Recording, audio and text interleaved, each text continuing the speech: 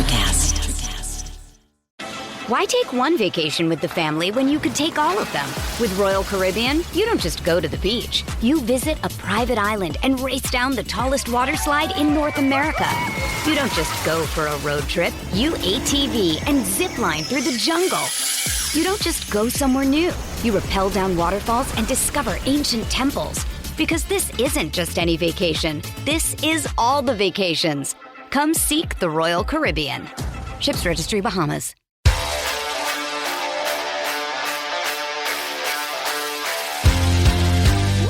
Welcome into Missing the Point. I am your host, Michael Marcangelo, joined alongside by the real BK Bob Kelly and Hollywood Rayshawn Buchanan.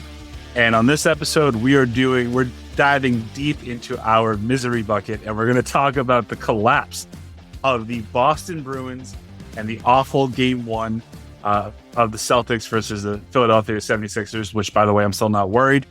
But before we dive into it fully, Bobby, how are you, and how are you feeling about the two teams that we're going to discuss tonight? It's just it's still opposite ends of the spectrum, if you ask me. The first one we're going to talk about is just straight bullshit, and I'm sick of it. And like I'm just done at this point expecting anything different because it's just par for the course. The Celtics, I'm not that worried. I'm a little pissed at the coach, but we'll get there. We'll get there. Yeah, Ray. Yeah, they've messed with my money. Messed with my money bad too. Oh well, they really messed with their money, like their income. I'm in the arena, which is why I'm on the show today. Like, had they fucking won Sunday, game one would have been against the Toronto tonight as we record this all on Tuesday night. So yeah, I'm extremely pissed for that reason alone.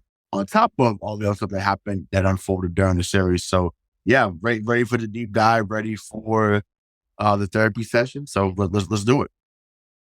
Let's do it. Coming off of a record-setting regular season in which the Boston Bruins won dude is fucking ready. He's so ready. He's like, oh, yeah, let's fucking go. They won 65 games. They went 34-4 at home.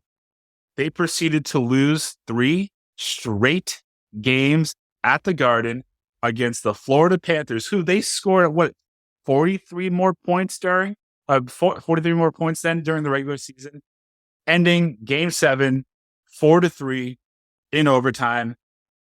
I want to ask this question: where does this rank, Ray, in terms of Boston Bruin choke jobs? I know recency bias will say that it has to be number one, or it used to be number one. And for those that had that stance, I get it, because, it just happened. It's fresh. You break the all-time record, against your rival Montreal, after them having, such a great run in the late 70s. So I get it. It's still number 2 to me, now being removed from it. Think about 2010 still is number 1. Listen, yep. when you're up 3-0, once again, we still, to this day, we still talk about the Sox Yankees 04. So you've got to put that in the same category. And they lost, they was up 3-0 and lose to Philly 4-3. That is still number 1. This is definitely number 2. When I was talking about not 2019, not 2013, not even 2020, it is it's that. And then, like I said, it was the 2010 first, and then what happened on Sunday night as number 2 by far. It is absolutely wild that that is over this quickly. But it's just worse things have happened, but this is pretty bad, to say the least. Bobby, where does this rank for you? And why don't you give us your, after you tell us that, why don't you give us your take on the actual game? Yeah, no, I don't give a shit where it ranks, to be perfectly honest, at this point, man. Because it's all one big bag of shit that the Bruins have presented to us time and time again in these series-clinching, legacy-defining moments. You know what I mean? To me, the Cup, which is still one of my most cherished memories, still by far one of my greatest sports memories. That's the outlier. When you look at what this core and what this team has done in the playoffs, man, every single time when it comes down to it, it is gut-wrenching, pull out your soul losses in these games. And it's it's every single. You think it's going to be the year that they get over the top, and this shit like this happens. You know what I mean? You're like, this is it. There was the year against the Blackhawks in the Cup where they just fucking blew that game 6. They fucked that game right up, just like they fucked this game up. It's the same script too. That's what really pisses me off about it. Is it's the same shit every single time. They're not strong enough in the neutral zone, and they turn horrible turnovers that you can't come back from, and just bad coaching mistakes. You know what I mean? It's just the same script every time. When they scored that tying goal, bro, it was over. It was over. It was done. Yep. And the only way they were going to win is if they got a goal early. If they got a goal early in that overtime, that's different. You know what I mean? As soon as it got past 7-8 minutes, I was like, they're fucked. There's no fucking way they're winning this game. No fucking way. And so and they fit the script. It was a stupid fucking goal from the fucking bad angle that sneaks right back. It's just the whole thing is just bullshit. It's all bullshit. Right. So two things. So quick aside, right? So this might be the only time ever I think that Bobby was mad at me, right? So the 2011 playoffs, the Bruins had not won on the road, I think, or like in Game 7 or whatever, like all playoffs, like or not. Well, obviously they didn't win it, but they didn't struggle on the road the whole playoffs. So I think Game 7 was like in Tampa, wherever it was at, and I'm like, oh, but it's Vancouver, and I'm like, yeah, that's what they beat. I was just like, I don't know. I'm like, they've been shaky all playoffs, and I just might have been the only time Bobby was like, get the fuck out of here, Rayshawn. I like it. And I was like, I don't think he's ever been mad at me. And then it was like, get the fuck out of here with this negativity right now. I don't fucking need it. I fucking love you. I remember. I remember that, bro. I remember. I deleted like, comments and shit. Bro, this is my squad. That's what I mean. I love this team. I love this team. And I'm just so sick of. I was 12 years too early, but I just. It's just that core, man. I'm just done with it. You know what I mean? It's time. Well, it's time. Something needs to change. Well, yeah, I know that there's only 3 guys. Something's got to change because for sure. Yeah, I cannot proceed forward with this team and expect anything different, bro. I'm sorry I'm ranting, but like this was the number 1 fucking team ever. It wasn't a great season, guys. It wasn't a great season or a good season or like, a really good. It was the best fucking regular season ever. Yeah. Listen, I just want to take this time to remind, I don't think I need to remind the two of you, but to those listeners out there, earlier this year, Ray and I were talking about the Bruins. And I said, I called back to one of my old takes about the Bruins from a couple years ago. I said, it doesn't matter to me if they win 82 games in the regular season. I won't believe it's real until they get past the first round. And I don't think they will. And then they won 65. And I'm like, okay, well, you know what? It's hard to win 82. So they did the damn thing. Now I'm kind of bought in. And then they did exactly what the Bruins have done time and time again in the last 13 years since 2010. It's also worth noting before we dive into the actual game. This is the third time in 10 years that the Bruins have won the President's Trophy and did not win the Stanley Cup. No. Bullshit. Yeah. And we'll get to like what do we think about the this run and this segment. But I guess Ray, for you, what was their biggest downfall? Was it coaching? Was it turnovers? Why take one vacation with the family when you could take all of them? With Royal Caribbean, you don't just go to the beach. You visit a private island and race down the tallest water slide in North America. You don't just go for a road trip. You ATV and zip line through the jungle. You don't just go somewhere new. You rappel down waterfalls and discover ancient temples.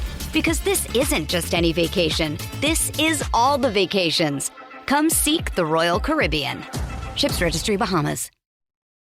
I mean, it's the lack of defense seems to be a theme just in that building. Like I said, we'll get into the team across the hall later on. But yeah, lack of defense to me really was the thing. Like to Friday night on that game 6. Like when you score 5 goals, once again, that's like scoring 120 in basketball. That's like scoring 40 in football. Like when you're getting that many goals, you should win that game, whether it's 5-4, 5-3, 5-2, 5-1, even a shutout maybe.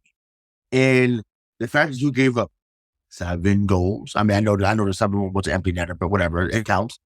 7 goals in a game. Like, it's like that's out of control. Like the only 7 I was to acknowledge was Ray Bourque's original number. Like I didn't want to see 7 in fucking game 6 of one of the biggest games of their lives. And like I said, but it's lack of defense, but it's also it goes back to coaching. When you have a guy play as many games as he played in a row, meaning Allmark, right? Once again, phenomenal all year. Deserved defensive trophy. Once again, regular season, he did what he's supposed to do. So I can separate that for what I saw in the 7 games. Like I'm pissed at how he performed in the postseason, but regular season, he deserved the award. He'll get that. Cool. There's no way he should have played that many games in a row, especially if they knew that he was hampered with the injury. People are blaming Swayman. I think it's unfair. I really do. Because not many of us could have came in on a game 7 and did what he did. Right. And he gave them a chance still to win the damn game. Once again, they scored 2 right away, and like people were sick or whatever, but I'm like, once again, they go on that rampage in the third, score 3 unanswered goals in the third period, and then it's just like, yo, all you had to do was get them one more time. If you go 4-2, it's ball game essentially. Like they would have kept fighting, but that would have been it. The win would have been knocked out of their sails, so to speak. So, but like I said, to answer your question, I feel like I'm ranting as well. I just think that, defense and just, once again, not knowing when to pull the goalie cost them ultimately. Yeah, it's coaching. That's really what it boiled down to. When you think about how exactly what you said, Ray, that goalie situation, man, couldn't have been played out worse. Like the way that was Montgomery, that's his name, right? Montgomery went about it was, in my opinion, what should have happened was Swayman should have played game 6. All right, Allmark already showed many holes in game 6. If not play game 6, should have at least came in that third period, right? Because then if Swayman plays great, right, you play him game 7, so he's not cold for game 7. Awesome. Swayman plays like shit, then you go back to Allmark. And at least there's some sign of positivity that maybe he got some rest in that game 6 or some shit like that. Right. Instead, the situation you set up for yourself, right, was either a cold goalie who hasn't played in 2 weeks in a game 7 winner go home playoff, which I think he did respectable considering the circumstance. If you're asking me, he did not lose that game for you. Yeah, definitely not. Or Linus Ullmark after that bullshit of a performance. Who's hurt? Who's right. Who, by the way, was clearly fucking hurt. Bro, clearly fucking hurt. Report came out, Bobby. I don't know that he had a debilitating injury that they found out about after game 5. So what the fuck? So what are you doing? The fuck are you doing? So, but even so, I know, and I think you and I, Bobby, talked about the game 6 that we thought that Swayman should have been that guy. Honestly, after game 4, but I think people were, because remember, Allmark was hot after game 4, right? Well, at the end of game 4, he gets ejected. He's ready. So I think people was like, well, maybe he's fired up. But I'm like, yo, you had the chance to rest him there. So if you did lose game 5 and that happened, you get it back fresh for game 6 on the road and then essentially close them out and get ready for Toronto. So game 5 really was the game they missed it because once again, you're up 3-0. I mean, up 3-0. You're up 3-1. You had the question there that you could buffer a game there and get Swayman in there for game 5. But it was just a matter of, because like I said, I felt like they had the momentum there. Clearly they did. They came down there, did what they had to do. I'm like, okay, cool. And the next thing you know, they didn't pull the right cards. What's crazy too is like that was like their biggest strength all season. It was like the thing that gave them so much momentum was like the camaraderie between those two goalies and the goalie hug and like all this shit, and like it didn't matter who played, and like we're gonna ride the hot hand, and it was bullshit, the whole thing. Jeremy Swayman like 9 times. Was the number 1 goalie in all of the NHL after January 1st in terms of save percentage. Yep. Now, so here's the one out that I will give Jim Montgomery. it is hard to carry a like a goalie by committee stance or the rotation into the playoffs simply because it's never been done before. You always ride the hot hand. You think about, back to the glory days in 2011, that happened because Tim Thomas caught fire. And you rode him all the way through the Stanley Cup finals. Before the series, if I was Montgomery and you see Allmark go out there and let's say in 3 games he plays lights out, you do not even think to make the switch, right? But when you're up 3-1, and if you know that there is a nagging injury, go to your other goaltender that is the best in terms of save percentage in the league since January 1st and see what happens. And in my opinion, turnovers Game 7 was awful in terms of what really struck me was the fact that the Bruins came into this series against a team that they were quote unquote so much better than and superior to, and they did not make the Panthers play their game. They decided they were going to try and play theirs. Yeah. All fucking series. We are not as fast as the Panthers. They played so fast, and they played like they had nothing to lose. And I truly think that yes, turnovers, but the indecisive coaching decisions that we saw from Jim Montgomery, switching up the lines of the entire series, what are you doing? And the fact that Patrice Bergeron was unavailable to you for a couple of these games because he needed to play game 82 in Montreal is embarrassing. Patrice Bergeron played the most minutes that he has played in the last 8 years this year. What are you doing?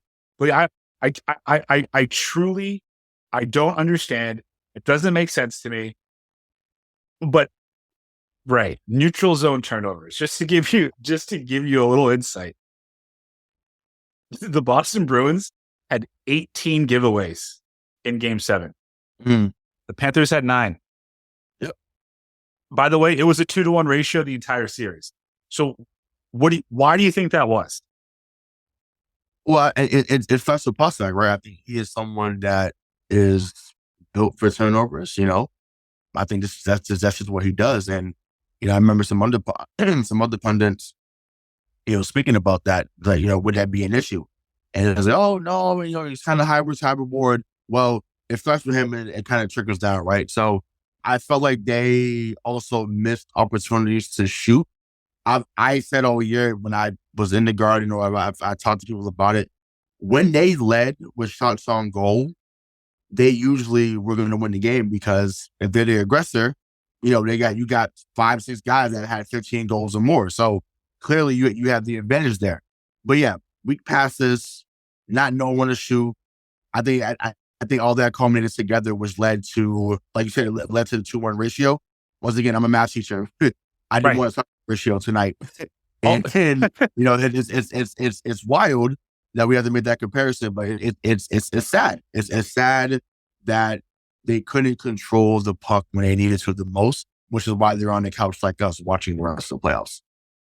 Right. I mean, just on that though, the Bruins led shots on goal 5 out of the 7 games. Yeah. Bro, that's crazy. When I just feel like we've been having this same goddamn conversation since college. Since college, dude. And it's so fucking frustrating because 100% you're right. It's the turnovers. And when you do turn it over, it's the inability to clear the goddamn puck. That was another thing that drove me fucking crazy that entire series. The defense, I don't know what it was, man, that they just turn into a bunch of pussies when the playoffs comes around. They really do.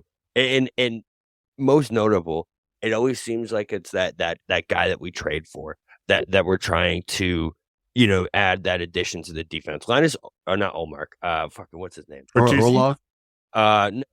He was phenomenal. So Lindholm. Yeah. Orlov was awesome. Lindholm is a fucking piece of shit. That man, I cannot. He's not coming on the show ever. I cannot watch him play another game in the Bruins uniform. I've never seen. He reminded me of Caberlet. You guys remember Thomas Caberlet? Oh yeah.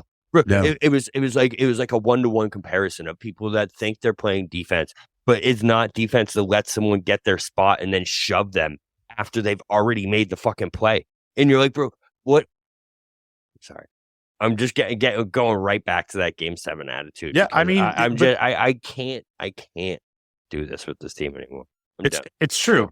Also, I want to kind of pivot a little bit to a storyline. So, Bruce Cassidy, the former head coach of the Boston Bruins, was fired in the offseason. And the reason that he was fired, that we've heard, is that he was not connecting with players, old or young. But Bruce Cassidy is in the second round of the NHL playoffs with the Las Vegas Knights. So my question to you, Ray, is: were the players given too much power in this situation, and who is on the right side of history here? Oh, it's going to be Bruce. Bruce probably, listen, if I'm him, I'm smiling. I'm sending a picture from the Golden Knight locker room, like, bitch, we made it. Like, I'd be all over the group chat if I was still a part of it. And then are you kidding me?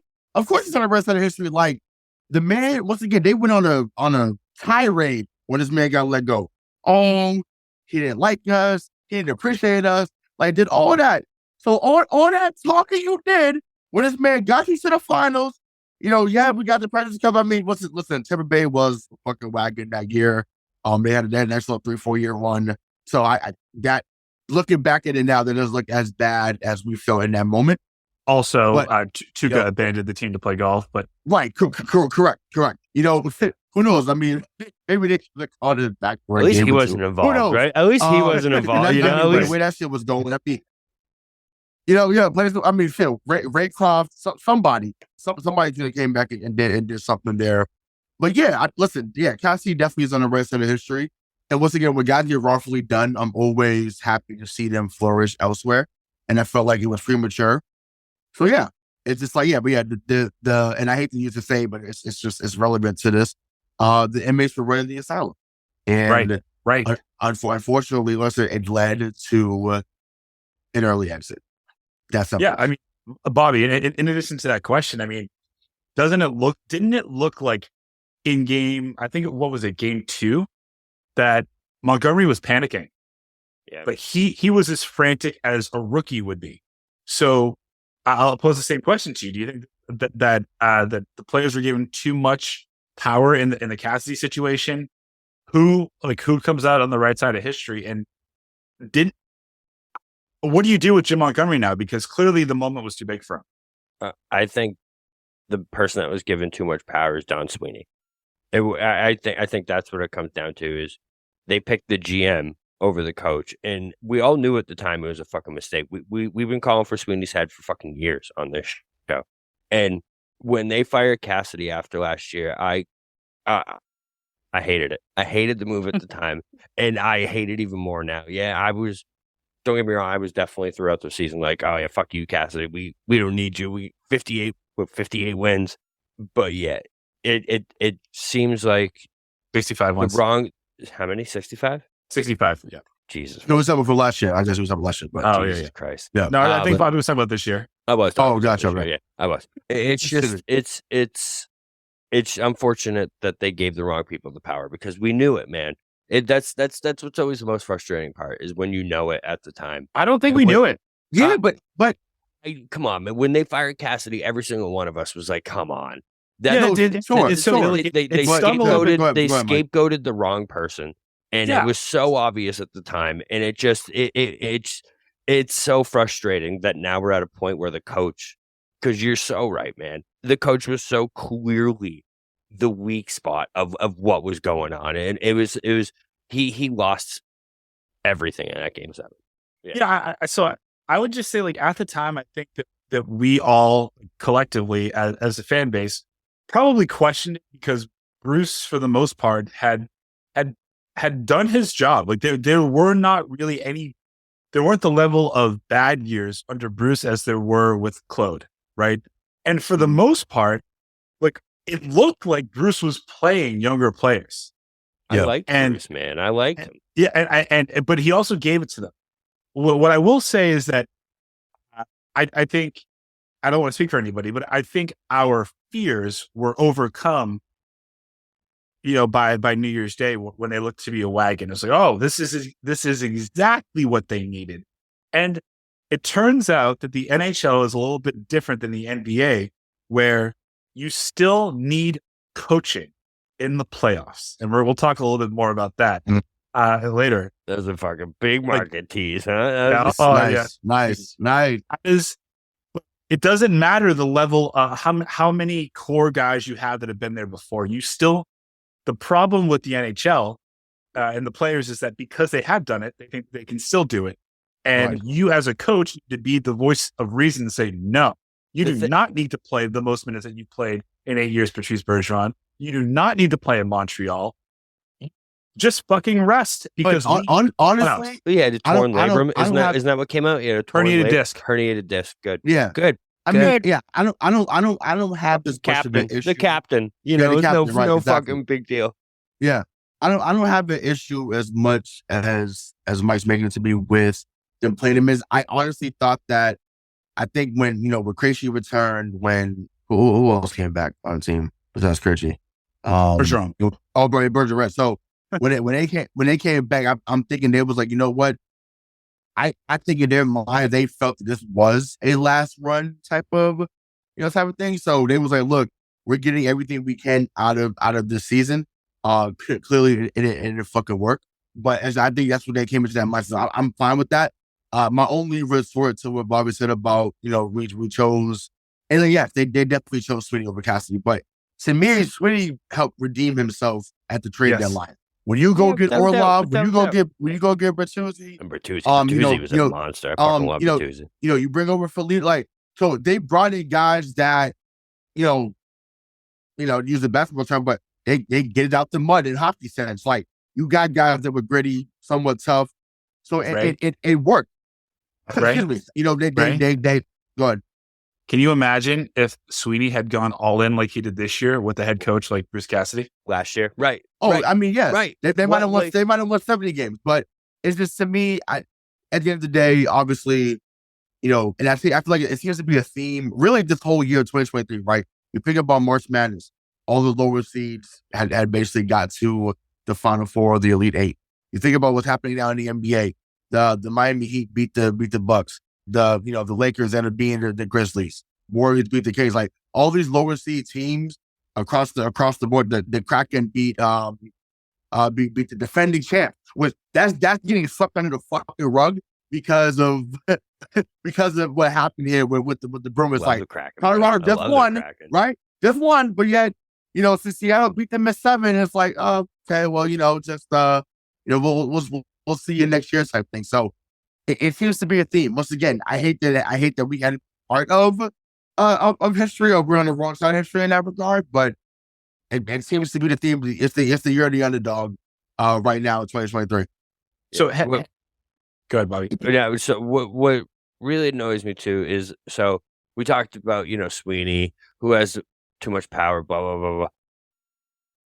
Are we all just kind of overlooking the fact that this main core, and this might even be a good segue into your last segment here, but like, this main core has just failed us in the big moments, time and time again, man. It goes back to, like I said, the Blackhawks series, to the Capitals in overtime, to the Hurricanes 2 or 3 times in overtime. The Flyers, dude. The Flyers. Like, it's just, to me, it seems like this core, right? If this was any other sport, I feel like Bruins, kind of get a pass in this town sometimes.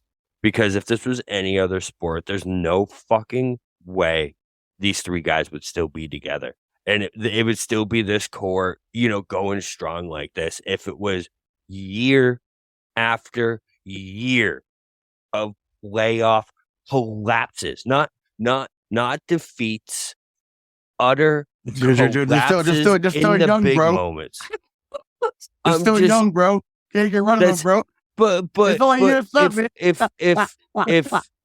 this, my God. But right. So this would be if we were in year 2033, right? And the Celtics win one championship, right? They get one this year. And then I'm they okay with that, though. I'll take it. I'll fucking take it. I'm sorry. But then they just have collapse after collapse for 10 to 12 years. There's no goddamn way. Right, but there's no goddamn way that these two guys are still on this team. There's not a chance in hell. And no, but we'd be on the show saying it's only year 11. Can't break it up. Probably. They got to stay together. Here's got that ring. But here's what I'll say about this run. Right? It's bullshit. Oh my God. If I could summarize, let's just say 2010 through 2023, the Boston Bruins are the Indianapolis Colts of the NHL. Yeah. That is wow. it. Wow. Peyton Manning got his one ring in Indianapolis, and he was a powerhouse from 2002 to 2011. Perennial Super Bowl contender. Could only do it once. That's them. Like, that is the legacy of the Boston Bruins. Yes, you won a cup. Yes, you appeared in 3.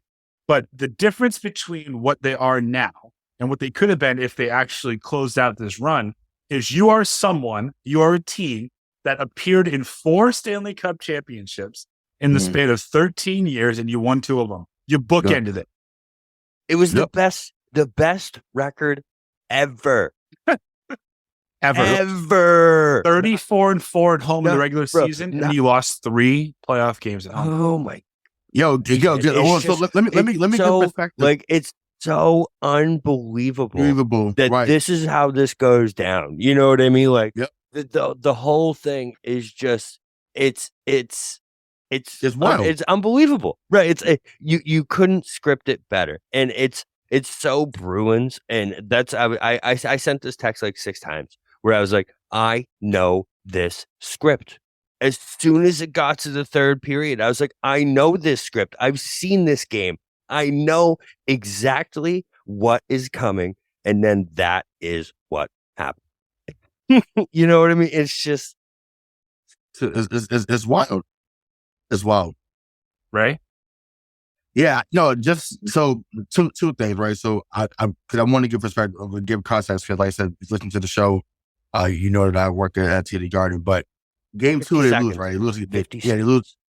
Right. Yeah. No, just go back to game 2, right?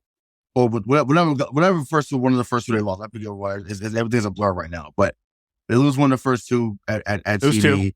It was okay, so it was game 2. Okay. People are immediately panicking. Immediately. They looked like shit in game 2. They did, but I'm saying, shit. yeah. Oh yeah, because it was second. Yeah, it was 6-3. Yeah, they were awful. I mean, I was happy because the building got cleared early, so I was just like, hey, have a good night, drive home safely. Thanks for being the best home ice trap. But that's more of a personal thing. But man, I remember fans were already like, yo, like this team has already played us tough. Like, what are we gonna do? Type thing. So I think fans already seen it coming, and I remember saying, I'm like, yo, I said, calm down, like. Y'all figured it out in Florida, and they did. They figured it out in Florida, come back 3-1. I'm like, cool. Like, we'll wrap it up. We'll get some rest. Bring in Toronto. Omar gets his rest. Slayman gets his rest, and we start to cook. But giving up 1 million goals as if I'm facing the 1980s Edmonton Oilers wasn't in my bingo card for 2023. I didn't know that fucking Wayne Gretzky played. I didn't know that Matthew Tkachuk transformed into fucking Wayne Gretzky. I didn't know that. I didn't know they became Mark Messier. I didn't know that. I didn't know that. Or their goalie was going to become Patrick Moore or Marchand Brodeur. I didn't know that was going to fucking happen. So, needless to say, the script, as Bobby said, it happened and unfolded. It became what it was supposed to be. And yeah, now they're home and I'm out of money. So, to that I say, fuck y'all, but enjoy Cancun. So real quick, because then we want to segue to the happier stuff. The Celtics. What happens? What happens next? And I'm going to say this. I'm going to give what I think that they should do, and I'm going to ask you what do you think you should do, Bobby? Mm-hmm. I'll go to you first, okay? Everyone says you think it's time to blow it up. Yes. Trade Marchand. Do not let Krejci or Bergeron come back. Do not, because you need to sign Bertuzzi. He is a bright spot. You need to it's fine. If we have learned anything after observing this year in the NHL, it does not matter if you are the number 1 seed or the number 8 seed in the playoffs. When you get in anything can fucking happen. Happen. So No. just do that. We are in cap fucking prison. Do not become beholden to these. Again, I will forever be indebted to Patrice Bergeron for playing with the collapsed lung when he did against the Blackhawks. That was just absolutely incredible.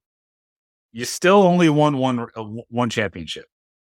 So, like, love you, mean it, but I think it's over. Start building for the future. Bobby, what do you do? Yeah. Couldn't agree more. You gotta make wholesale changes on this team, because I've said this on this show so many times about multiple teams, but the definition of insanity is doing the same fucking thing over and over again and expecting different results. And that's where we're at now, man. Is like, I've seen this. I've seen it. I don't need to know more.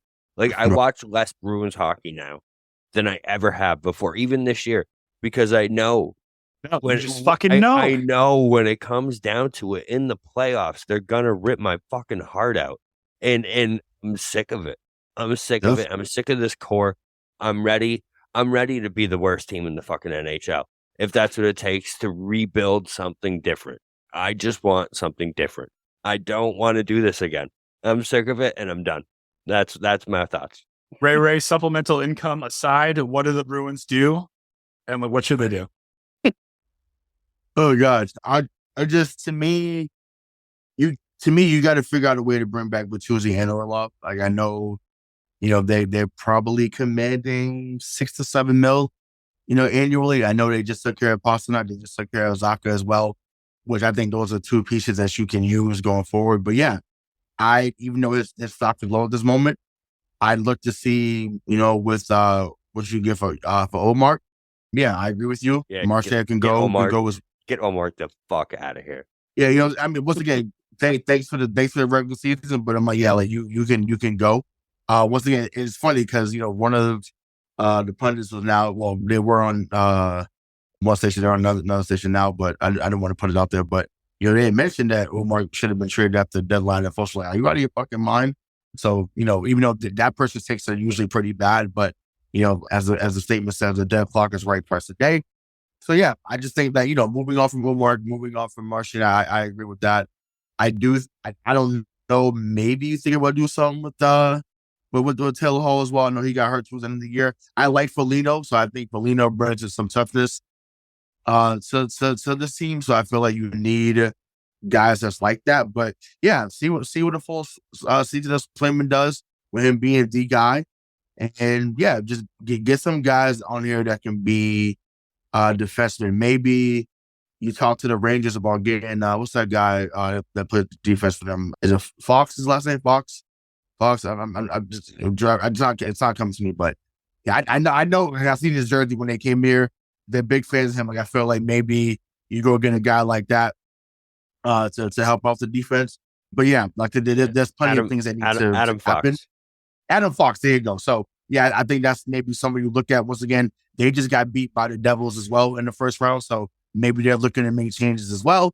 So who knows? Maybe a change of scenery would be would be best for all parties involved. But yeah, Don Sweeney, Cam Neely, who I had a pleasure of meeting a few weeks ago. So he's really cool. But it's time. Casual name drop. Yeah, casual name drop. Just casual, bro. Just to be clear, if he's not, you thought we wouldn't notice, Ray? Come on, you thought we would get the fuck out of here.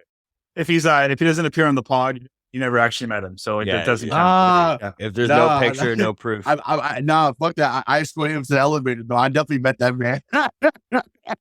So, from the darkest of times, we'll go to the not so darkest of times. We'll talk about the Boston Celtics. Says who? But we'll do that after this quick word from our sponsors. All right, boys. Boston Celtics playoffs, round 2, Philadelphia 76ers.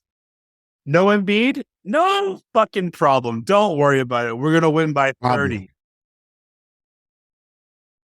76ers win 119-115. James Harden goes off for, 45 points? 45. So I'm just going to open this up. I'll start with you, 7 right? threes? 7 threes? 8? Oh, yeah. 8 threes? Why did we know in our core that when we knew that when we saw that Embiid was not going to be playing in game 1, why did we know that the Celtics were going to let their foot off the gas? Well, in the words of one of our famous wrestlers, this is what I do. Like this is what we do. This is what they do. Like somebody's gonna get their ass kicked. It happened to be the Boston Celtics. Like this is what they do at the core. Like for whatever reason. And I'm sorry, yo, Al Horford, bro. You think what you thought, and once again, I appreciate the candor. I appreciate the honesty. You cannot come out and say, well, we played down because Embiid wasn't fucking like, get the fuck out of here, bro. You can't, no, bro. Like, you cannot say that shit on, like, you can't put that shit on wax. You cannot say that on the air.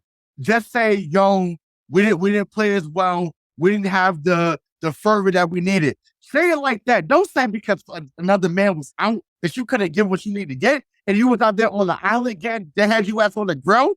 Come on, man. Like, you can't say that shit, bro. Like, you always, JC was great, but Jaylen Brown always like, figure it out, man. Figure it out. You cannot say that shit.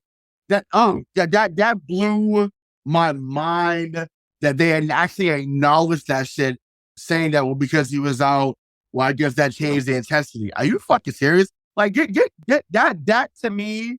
And then if and when they lose this fucking series, that's going to be the quote for me. And I look forward to coming back on here and ripping them another one again when that shit happens. That's insane to me. Once again, I've been calm for the first 30 minutes. That starting off with that guy, I figured that's where we're going to go. I'm fucking done. That to me was unbelievable. So that's how you come on and say that after the game. Once again, you can think it, but to verbalize it, to say it, but now it's forever out there. That shit is weak. It's weak. It's weak as fuck. They're not going to lose the series. But Bobby, follow that. Okay. So joke. Fucking joke. I'm not as mad, but at the same time, I think that effort in that game was absolute bullshit, and I do think that there's reasons for it. I think it boils down to Joe, man. I think Joe is lost out there, and I think Al Horford is the guy you're seeing it affect the most when he's out there, because he is getting switched on for fucking 7 straight games now. And he's getting, like he said, I honestly think Al's trying to call out Joe when he's coming out and say this shit, because it's so obvious that this is what teams are trying to do. Al is slow. He is old. It is as soon as you get someone athletic on him, it is over. They're going by him. And it's happening game after game. It happened with Trae Young, and it happened last game with James Harden. Every time Al Horford gets switched onto the best player on the court, we are fucked. It's like Al said, it's different when it's Embiid. It's different when it's Giannis, right? It's different when it's that, because Al can use his strength and he can kind of body him a little bit. But when dudes are just quicker than him, they're just going right by him. And I just feel like Joe is just like Al, he's being left out on an island, and he's not making these fucking adjustments game after game, and I just don't get it. I don't get it. He was a minus 17 this game. He's getting killed every game because teams. Yeah, but it's not him. It's not him. Like, as mad as I just was, I'm mad at the statement. I'm not mad at how he's played. If you look at the picture, look at the still shot that was taken, his hand is there. Sure. The contest wasn't a problem. It's the fact that, once again, and like Bobby just alluded to, the fact that you keep switching, knowing that he's on the island, and it becomes what I call a mixtape session. It's out of control. And also, too, I don't know if you had to see your notes, but whatever. I'm going there with it. How does Time Lord only play 19 minutes? How? And none in crunch time. None in crunch time. Like, how does that happen? Because once again, you want someone switching out. Now, once again, he might not have blocked it, but Do you think that I absolutely think that James Harden thinks about that shot differently if Rob is the one that's being switched on to him. I absolutely think that. Yeah, absolutely think that. 100%. So that's and then to me, once again, you let Maxey go off, you let Tobias Harris go off, you let D'Anthony Melton go off, which I forgot about him. I forgot that they got him in the trade over from Memphis, which I'm sure the way that shit's going on over there, what happened over there, I'm pretty sure they missed D'Anthony Melton as someone that could be a contributor off the bench. Paul Reed. They missed Paul him. Reed. They don't miss him anymore. Paul Reed, I think, I don't know if you had this in the notes, but Paul Reed had 13 rebounds, looking like the modern day Leon Pope for them. Like, it was out of control to see what I saw last night. You cannot let it, once again, Harden getting 45, that's not as wild to me. Once again, people will say, oh, I know DK was like, man, you letting James Harden corpse. Listen, man, this guy's a 12-time All-Star. He's a former MVP. We got to stop disrespecting players that are that great. Sure. We just got to. Sure. But I said this with Bobby, we just showed last week, I think. Excuse me. I said, it's one thing to let Harden or Embiid go off. That's one thing. You can't let Maxey, you can't let Tobias, you can't let them guys get their skin. You can't. Because if you do, that's what happens as what you saw last night. Those guys get confident, they start knocking down shots, and next thing you know, now people are playing the blame game or saying, why did we get to stop here? What happened with this turnover? So there's a lot of things that need to be worked off again too. In my opinion, right? Like, first of all, a couple of things. Like in our group chat yesterday, like while the game was happening, I said this is exactly the type of game that the Celtics lose. Yep. Also, if Embiid's out, you should not play Horford. There's no reason to play Horford because Horford So Horford against Embiid scores 5.5 points less per game, rebounds 2.5 points less per game. What do you think guarded by Horford? Mm-hmm. That is literally why Philadelphia paid him $100 million. Yep. Because Embiid had a hard time against him. If he's not going to be in, there's no need to play him. Rest him. He's old. He's older. Probably our age. He's older, and he doesn't need the minutes. But to my other point, you don't need to double James Harden. You really don't. He could go off for 50. He could go off for 55. But if you just play good transitional man-on-man defense against everybody else, Maxey doesn't have 26. Maybe he has 20. You win that game. He's 2 years older. 2 years older than us. Yeah, he's our age. I mean, we would consider that our age. Yeah, he's close. Right. So the one thing, I think we're going to continue to go into this because once I saw that Embiid was not playing, I said the Celtics are probably going to lose this game. I'm still not afraid of them. I do not fear the 76ers, and you all know why, and I can elaborate on that. But what I find most appalling and damning for Joe Mazzulla is that the Celtics shoot 85% from the field in the first quarter. Brown and Tatum are just fucking cooking in the first half. They combined for 7 shots in the second half. But tell us what you said at the beginning when that happened, because you were spot on what you said. Tell us what you wrote. So you said if they're playing like this, what was going to happen? There was going to be what? What type of night? Oh, I'm sorry, I don't remember my own words. Well, no, so I got you. So you said if they're playing like this, it's going to be a long night, and I'm like, I agree, because they was getting whatever they wanted. But as you just mentioned, as to go like they shot, I think 60% for the game as a team. Yes, and you lost by 4. Now I think they only had like 14 threes though, so I know Joe Mazzulla gets a hard on for shooting 95 threes if that's the only fucking thing that matters. It's wild to me. How do you not set up certain plays for them to drive to the basket? Now, some calls were missed. I get that. Some calls were missed on both ends. So I don't want to. I don't care about that. But it's just like at the same time, the biggest fucking player of that game, Brogdon. What are you doing? Yeah, the 3. Like, if you just focus on their shot clock violation or not. And he's done this a lot this year. Actually, the whole team. It's not just him. Actually, no, it's not. It's not specific to the Celtics. But I don't care about the team. I care about us. Stop driving or getting to the basket, and you're 2 feet away, Kicking and then out. because you see another defender come over, oh, let's just drive the kick. Now, sometimes it works. Not a problem.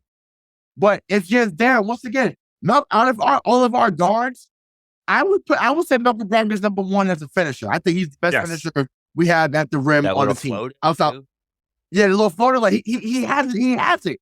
So I'm just like, yo, beautiful. You shoot 90 from the line, you shoot 50 from the field almost.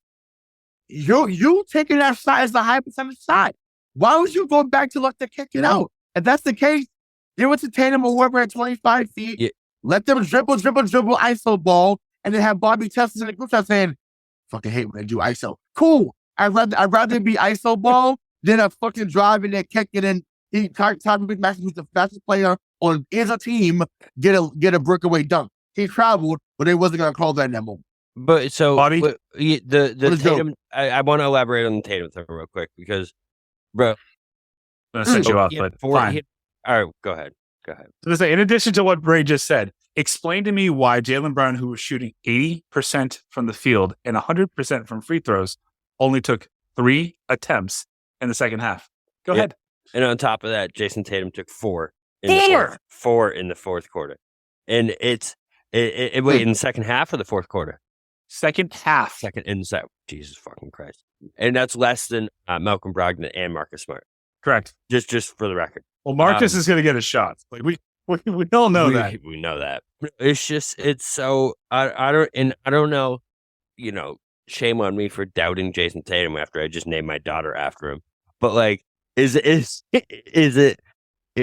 Tatum shying away from the big moment? Because it kind of seems like it's been a trend the last month and a half, right? Like, in the playoffs. Yeah, and it just seems like when it comes to that big moment, there has been times where he's risen, right? There has been moments where he's risen up. That Game 6 in Milwaukee, that's really it. But no, but it's unfair. It's unfair. It is unfair. You're right. It is, and I want him to shut me the fuck up. And believe me, like I said, I love this man. I love him, but I get annoyed. That is it Joe? Is it Joe or is it Jason? That's what I'm asking. I don't know. It's probably a little bit of both. Honestly, probably a little bit of both. And Jalen, I get. See, that's the fact that it's Jalen too makes me think it is Joe because Jalen doesn't seem like he would be shying away from the big moment, right? I feel like Joe tells him to get the ball moving and do this, make sure we get this many passes every possession bullshit and like bring the shot clock down to this shit. And I don't know. So my point with that is right there. It has to be a coach thing. So for example, this happened maybe 7-8 years ago, but this Derrick Rose just came back to Chicago, came off the injury and he hit a game winner the game before, like game 3. So game 4, they're tied. It's like maybe 28 seconds on the clock. David Blatt, who was like a coach at Cleveland for like a year and maybe some change, draws a play. Braun says, "Fuck that. We're not running that." He catches it in the corner. Boom! Hits the game winner. I bring that story up to say this. At some point, you can have a guy draw something up. You gotta just fucking make a play. Sure. And my thing is, if the coach is not going to put you in position, do something about it. Put yourself in that position. Put yourself in that position. But to that point, like audio, I don't know if either of you have the chance to listen to this thing, but the audio was released from the game last night where Marcus Smart. I black out all sports after a loss like that. I just don't watch anything for so 2 days. The audio was released. When Marcus Smart from the sideline is literally instructing every member on the court where to go, what to do, everything like that. So the part I would say the overwhelming majority of me is saying, well, like that's cool that he's a floor general when he's not on there. The other part of me is saying, why the fuck is Joe Mazzulla not doing that? It's fair. Marcus Smart is not the guy to tell the team what to do. That is Jaylen Brown and Jason Tatum. It has to be, because if your general is Marcus Smart, I promise you can bookmark this. You will not fucking win a championship. It will not happen. Jason Tatum needs to do exactly what you just said, Ray, and listen to one of Mazzulla's rants where it's very dry. It doesn't mean anything. He just goes, you know what? Fuck that. He thinks he's Belichick, though. Who? Mazzulla? Joe Mazzulla's. Can't you tell about it? You can't tell about a press conferences? He comes in there. He acts like Belichick. He couldn't lick Bill Belichick's fucking sneakers, bro. It's wild to me. Oh, what is he? This is a drill. Let's turn over. Are you for real? Go fucking bear. Go fucking bear. Like you're and you get on Doc as a mother. And I don't. Everyone knows this is a show. I joked about calling Brad Stevens horseshoes. I never would have got on Brad about. I never got on Brad about stuff he said after the game, or if I did, it was very rare. I wish Brad was the like Brad. Like you know what I'm saying. Honestly, because we just talked about it with Bruce Cassidy, right? You give Brad, Brogdon, and White, and some other guys they have gotten. Oh yeah, like that. And once again, this is a lot coming from me because I'm not a Brad Stevens guy as a coach. I thought he did a good job, not a great job. I thought he did good, but they would have got back to the finals. And I know people that will listen to this will say, well, they struggled under Doc with closing. They struggled under Brad under closing. They struggled under email with closing. And they're struggling here with Joe. So, okay, maybe they do what Bobby talked about early in the show. Maybe if they lose to Philly or they lose whoever they lose in the next round, you say, all right, it's time. It's finally time. Well, again, this core has been together 6-7 years. They are not going to lose. Just erase that from your phone. It's not going to happen. I promise you. You can bang on it. We didn't think that team across the hall was going to lose either in the first round. Look what happened. The Bruins, yes, we did. We all fucking know. Not everyone thought no. By the time, you just said earlier. By the time we got they're 50 fucking seconds away. They're 50 seconds. I was already envisioning watching the fucking Maple Leafs versus the Bruins. Maybe we didn't think they were going to lose, but we all knew it was we felt it, but I'm like not fully convinced. I don't trust you. I don't trust these motherfuckers, Mike. I don't trust them. Here's the thing, buddy. The big thing for me is that with a lot of the same pieces, with a couple of additions, this team year over year has lost its fucking identity. Ime Udoka, the HR violator himself, was a perennial defensive coach. No matter what, he was going to shut the other people down. Now, obviously, you ran into a freight train like the Golden State Warriors. Whatever. But it feels to me like Mazzulla doesn't emphasize defense. There's no one on that staff that emphasizes defense anymore. And his way of winning is just go ahead and score 135 points. The problem there is you can't do that every night. Yeah, and so 100%. Couldn't agree more.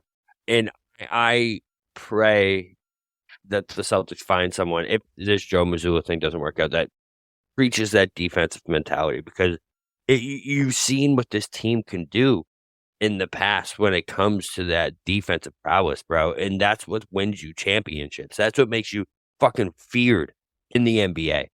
And they don't have that this year. I mean, you remember last year, the fucking balls and confidence I had for this team. Like I was fucking ride or die. Never lost in a row. Ride or die for the squad. And what it came down to, though, was that fucking defense, because you knew even when you didn't shoot, the other team probably wasn't going to be shooting either.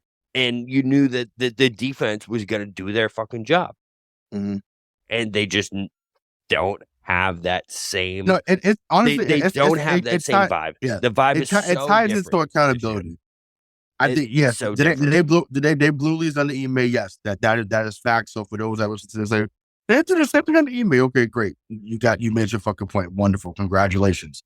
The accountability piece is what's missing. Sure. Tatum told you in a press conference, Ime was my guy. Yeah. He told the world that the previous coach was my guy. Of course he don't fuck with Joe Mazzulla like that. He may think it's cool. And then we signed him to a contract extension that fucking week. And it's like, and maybe that's what Brad was thinking when he did it. He was like, you know what, just to get the vote of confidence. Well, it was All-Star week. They didn't want weekend. Yeah, it was the same weekend. I don't care what the fuck it was. I don't care if it was Radio Row. And at some point, what happened to making people prove it? And just because they were 42-17, that wasn't. enough to. I mean, once again, and I know hindsight's always 20/20, but I'm like, I do wish now when I think about it, like, and we talked to Brian Robert about it, we talked about Chris Forsberg early in the year. Like, I just wish that they had made him earn it, like, for real, and say, you know what, let's see what you do in the playoffs. Even if you just made the conference finals, right? I'd be like, all right, cool, like, all right, but like this is I don't know. To me, there's still a lot left to be desired. They're going to make the conference finals. Well, so my question though, so just the whole vibe around they might make the conference finals, and they will. But they might make the finals. Don't do this to me, Bobby. Time out.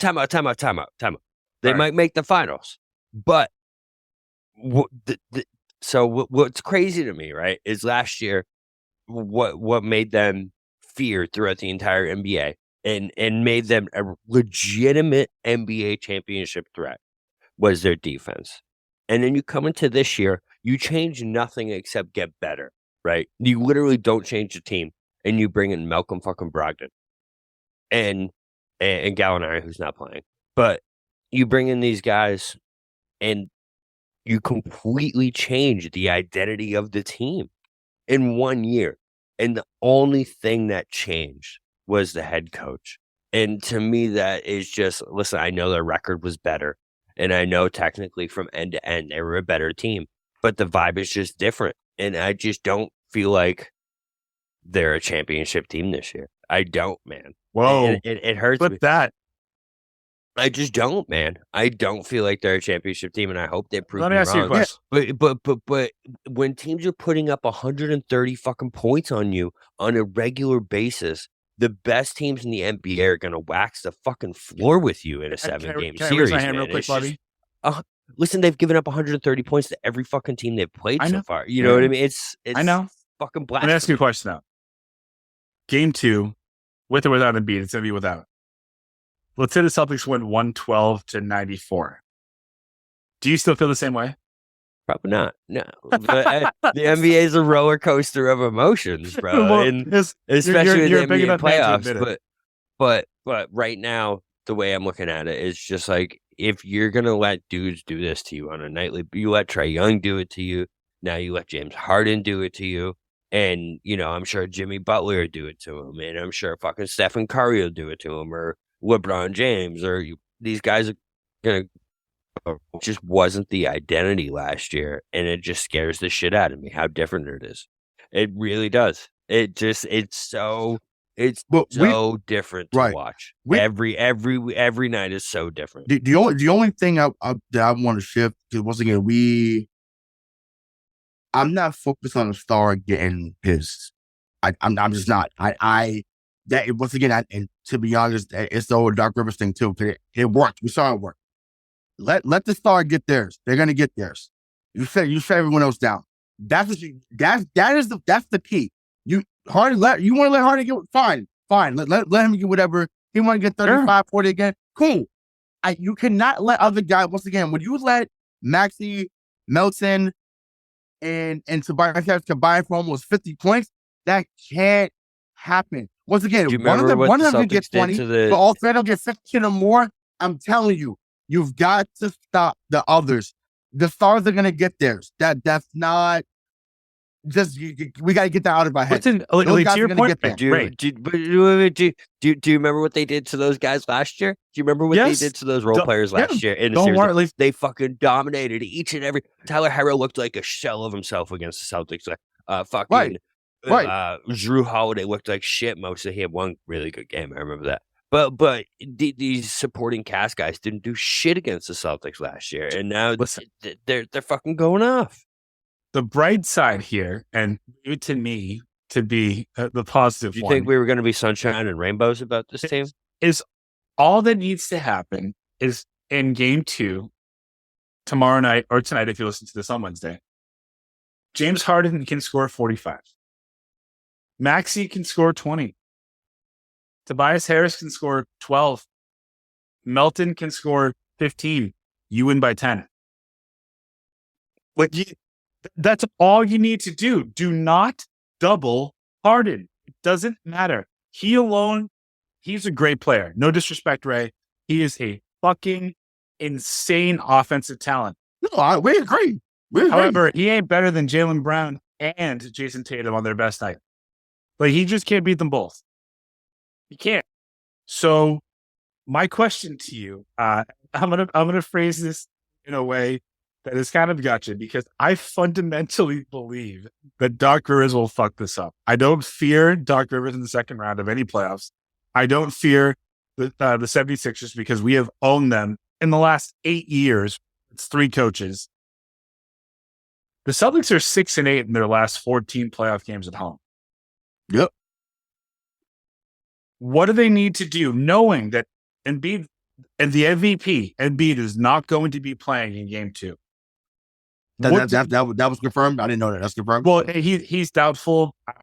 Oh, okay. I Usually honestly, the time frame is 4 won- to 6 weeks, so he could be out. No, he'll. I mean, I feel like they'll do whatever they need to do to get for Game 3 if possible. I just feel like when they won yesterday, which is why they had the urgency they had to get that game. To me, if he does come back Game 3, I would rest him Game 2, because you already got, at the worst, you got the split. You did what you were supposed to do on the road.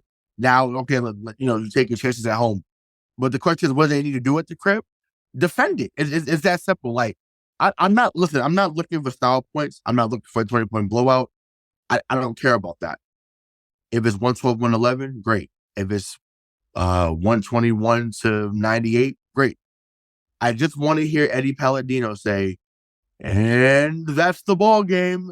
Celtics win. Whatever score to whatever score. Thank you, fans, for being the best 6th man in the league. Drive home safely and have a good night. That's what I want to fucking hear. I want to see Amanda Flugrad doing a post-game interview. I want to see Barton Miko doing a post-game interview. That's what I want to see. So I don't care how it looks. Tell someone to listen to it. I'll see y'all tomorrow night. But like that's who I want to see on the floor. I don't care how it happens. I don't care who scores. I don't care who gets the credit. Just find a way to win, because yes, Mike, you are the better team. But once again, this is one series, whether you agree in that moment or not, but in the hardest Philly actually has the coaching advantage here. Whether you feel that way or not, in this particular moment, you cannot tell me with a straight face you want to get under my skin, and I get it. You're not gonna say it with a straight face to say to me that Joe Mazzulla. Hold on. Come on. How many times when Doc Rivers was in LA with the Clippers did he have the coaching advantage and the player advantage, and did he still lose in the second round? Probably countless times. Countless times. You're right. You're right. Yeah. I think we win this series. I think you're right. I'm not calling it. They better win the series. This isn't and if Embiid doesn't miss in the whole series, I think you better win this thing. Also, I just want to point out, I would feel better about us winning this series in 6 if Embiid played every game. Yeah. No, but honestly, I mean, and I know that would be the narrative, like, oh, so and so with us. I mean, listen, my father had a full head of hair the last time the Sixers beat the Philadelphia 76ers, 1982, right? So names of Andrew Toney, Dr. J, Moses Malone, Billy Cunningham, Mo Cheeks. It's been 40 years since y'all swept LA, Philadelphia fans. I want to make that clear. 4-0. That's how long it's been. So let's pump the brakes. You had a great game or whatever. Once again, I mean, you think you got better. Fine, they come out and do something Game 2 then. Let's see. Because once again, now I trust Boston on the road. I do. I trust them on the road to get, because that's how they were last year. Especially in Philly. No, but anywhere though, like I trust them on the road. Like whatever switches been flipped the last couple of years, they have closed out on the road, so I'm fine with that. But you got to put yourself in position to be in you got to put yourself. You got to put yourself in position. To be that closer. So just find a way, man. Like I don't care how it looks. I care less about style points. Just find a way to be 1 point better than the other team. That's simple. Real BK, what's your prediction for Game 2? Final score. I mean, judging by what's been so far, it's going to be another track meet. I don't have any confidence that we're going to play defense again. So I'm thinking, like, if we're going to win, it's going to be, I do think we win, but it's like 130 to 124, something like that. Ray? I'm going to go, see. I'm going to go 108, 102 Boston. I'm going to go 109-97 Celtics. I think there's no reason to panic. This is still the dynamic duo of Jaylen Brown and Jason Tatum. This is still the Philadelphia 76ers and Doc Rivers coaching with the lead in the second round. Do not worry. Do not fret. For Rayshawn Buchanan, for the real BK Bob Kelly, this is Michael Marcangelo saying thank you so much for listening to Missing the Point. Talk to you in a couple days.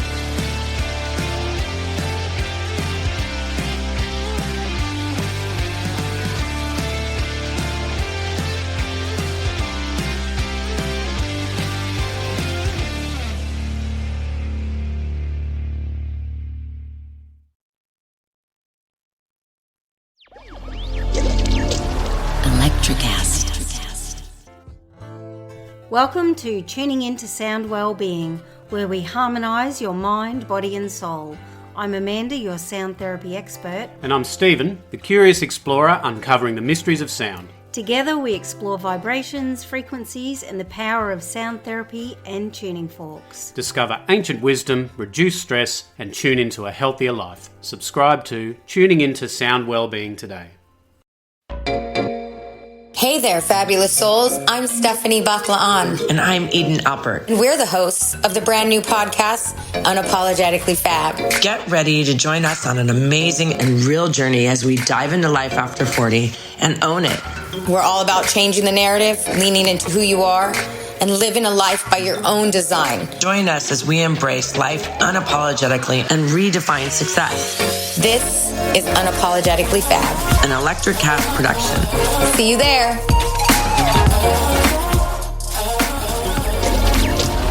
Electric acid.